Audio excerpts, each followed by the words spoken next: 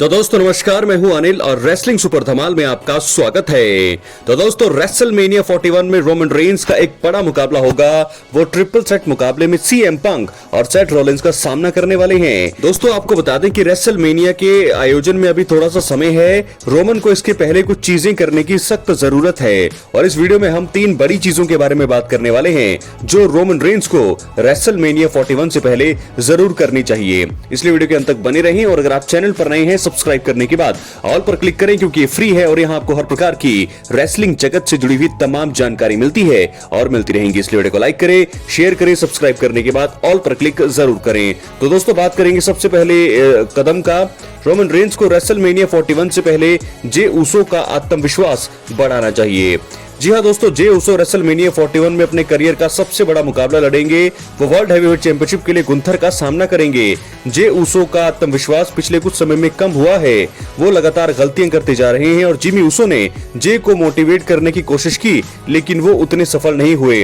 Raw के हालिया episode में गुंथर ने जिमी उसो को लहूलुहान करते हुए उनकी हालत खराब कर दी। जे उसो रोप से बंधे हुए थे और वो सिर्फ खड़े खड़े ये चीजें देख सकते थे।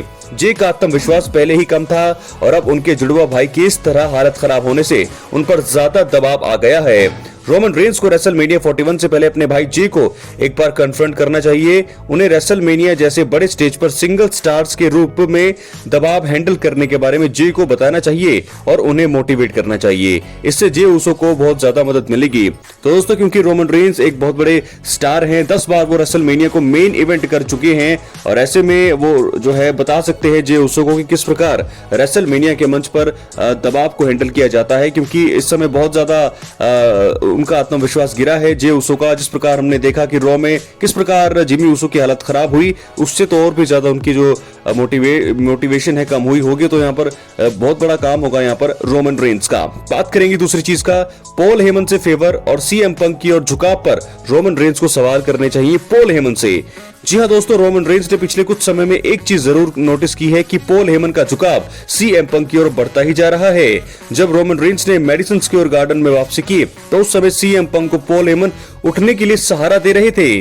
रोमन को यह चीज पसंद नहीं आई थी और उन्होंने उस समय सीएम पंक पर अटैक किया था। रोमन ने पॉल हेमन से इस विषय में बाद में कोई सवाल नहीं किया। WWE स्मैकडाउन के आखिरी एपिसोड में भी देखा गया कि सीएम पंक को रेसलमेनिया मेन इवेंट में मैच बुक होने के बारे में बताते हुए पॉल हेमन काफी भावुक हो गए थे। उन्होंने सीएम पंक को लगभग गले लगा लिया था। रोमन को शायद ये चीज पसंद नहीं आएगी। उन्हें रेसलमेनिया 41 में मैच से पहले ही पॉल हेमन से सीएम पंक को लेकर झुकाव पर सवाल करने चाहिए। इसके साथ ही रोमन रेंस को पॉल हेमन से best in the world CM Punk के फेवर को लेकर भी सबसे ज्यादा सवाल पूछने चाहिए। ये स्टोरी लाइन को जो है और भी ज्यादा रोचक बना देगा और मुझे लगता है दोस्तों ये चीजें होने वाली है। रेसलमेनिया अब 17 से 18 दिन दूर है। 17-18 दिन पहले मुझे लगता है कि रोमन रेंस ये इन बातों पे ज्यादा बात करेंगे। पॉल हेमन से पूछेंगे पॉल हेमन का फेवर क्या है, पॉल हेमन से पूछेंगे कि सीएम पंक किस फेवर के बारे में बात कर रहे हैं और साथ के साथ वो जरूर बहुत सारी चीजें यहाँ पर पूछने वाले हैं पॉल हेमन से। बात करेंगे तीसरे और आखिरी चीज का, सीएम पंक और रॉलिंस की हालत खराब करना। जी हाँ दोस्तों, आपको बता दें सीएम पंक, रोमन रेंस और सेथ रॉलिंस के बीच एक 21 मार्च 2025 को स्मैकडाउन में ब्रॉल देखने को मिला। इस बीच तीनों में से कोई भी ताकतवर नजर नहीं आया, सभी एक बराबर दिखाई दिए। हालांकि सेथ रॉलिंस और सीएम पंक के मुकाबले रोमन ज्यादा लोकप्रिय हैं और वो पिछले कुछ महीनों में कम नजर आए हैं। इसी वजह से उन्हें मोमेंटम की जरूरत है।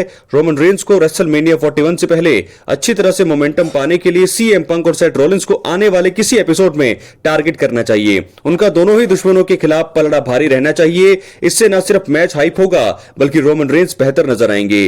रोमन रेंस को सिर्फ ब्रॉल ही नहीं बल्कि माइक पर भी सीएम पंक और सेथ रॉलिंस की धज्जियां यहां पर उड़ानी चाहिए। इस प्रकार 3 बड़ी चीजें जो रोमन रेंस को रेसलमेनिया 41 से पहले जरूर करनी चाहिए। क्या है आपकी राय, अपनी राय कमेंट बॉक्स में जरूर दें। चैनल पर नए हैं सब्सक्राइब करने के बाद ऑल पर क्लिक जरूर करें।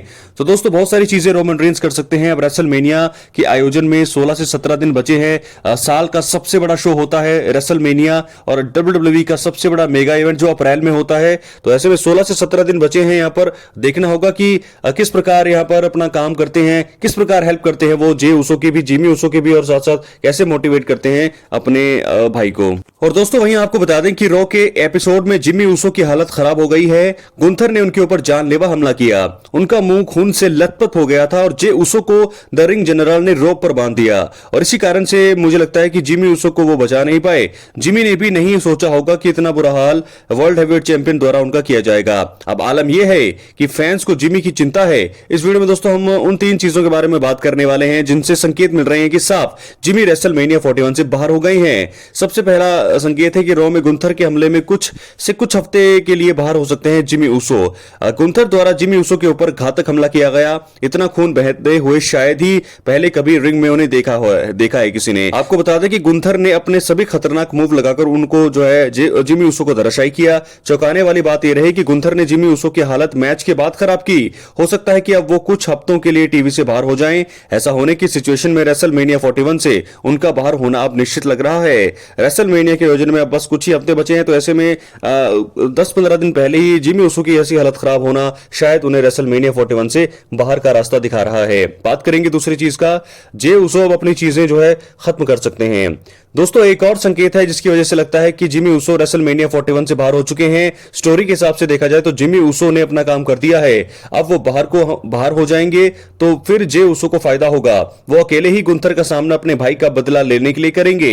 इस तरह की कहानी के चलते जिमी उसो का कुछ समय के लिए बाहर होना उचित है। जे को आगे बढ़ाने के लिए यह फैसला लिया जा सकता है। गुंथर अभी काफी मजबूत दिखाई दे रहे हैं। जे उसो के चलते भी गुंथर ने जिमी उसो के ऊपर अटैक किया हो सकता है। बात करेंगे तीसरी चीज का, रेसलमेनिया 41 के लिए जिमी उसो के पास कोई उतनी अच्छी कहानी अब बची भी नहीं है।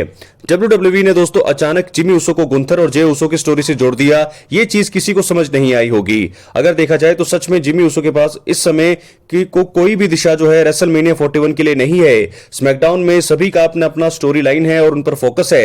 एले नाइट, ब्रॉन स्ट्रोमैन और नई ब्लड लाइन की कहानी भी अलग स्तर से आगे बढ़ रही है। जिमी के पास कोई स्टोरी नहीं है तो फिर उन्हें मैच कार्ड में नहीं रखा जा सकता है। उनके पास आगामी कुछ हफ्तों में करने के लिए कुछ चीजें भी नहीं है, तो फिर रेसलमेनिया 41 में वो नजर नहीं आएंगे। तो इस प्रकार दोस्तों मुझे लगता है कि जिमी उसो का सफर रेसलमेनिया 41 से अब खत्म हो चुका है। वो शायद लड़ते हुए नजर नहीं आएंगे, क्योंकि जिस प्रकार हालत खराब की है यहाँ पर गुंथर ने उनकी, तो उन्होंने जो है जे उसो के लिए जो है अपना काम कर दिया है। अपना जो उनका रोल था वो उन्होंने पूरी तरह से निभा दिया है, जिसके चलते अब जे उसो और गुंथर की कहानी में मुझे लगता है थोड़ा सा एक रोचक मोड़ आ चुका है। क्योंकि पहले काफी बोरिंग ये कहानी चल रही थी, लेकिन अब जिमी उसो के ऊपर खतरनाक अटैक से ये स्टोरी और भी ज्यादा अच्छी हो जाएगी। और अब जिमी उसो क्या बदला जरूर जो है यहां पर जे उसो लेंगे, और जिसके चलते मुझे लगता है कि एक नए वर्ल्ड हेवीवेट चैंपियन बन जाएंगे रेसलमेनिया 41 में जिमी उसो। अपनी राय कमेंट बॉक्स में जरूर दें। चैनल पर नए हैं सब्सक्राइब करने के बाद ऑल पर क्लिक करें, क्योंकि ये फ्री है और यहां आपको हर प्रकार की रेसलिंग जगत से जुड़ी हुई तमाम जानकारी मिलती है और मिलती रहेंगी। इसलिए वीडियो को लाइक करें, शेयर करें, सब्सक्राइब करने के बाद